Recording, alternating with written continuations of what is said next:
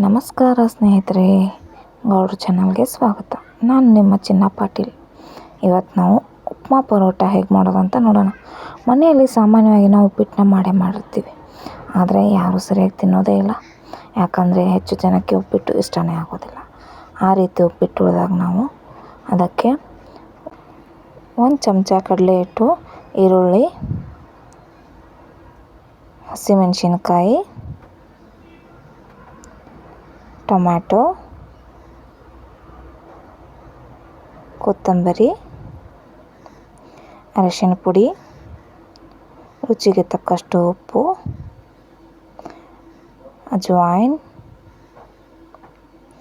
ಲಿಂಬೆ ರಸ ಇವನ್ನೆಲ್ಲನೂ ಹಾಕಿ ಚೆನ್ನಾಗಿ ಮಿಕ್ಸ್ ಮಾಡಿಕೊಂಡು, ಚಪಾತಿ ಹಿಟ್ಟಿನ ಹದಕ್ಕಿಂತ ಸ್ವಲ್ಪ ಮೆತ್ತಗೆ ಮಾಡಿಕೊಂಡು ಈ ರೀತಿ ನಾದಿ ಇಟ್ಕೋಬೇಕು.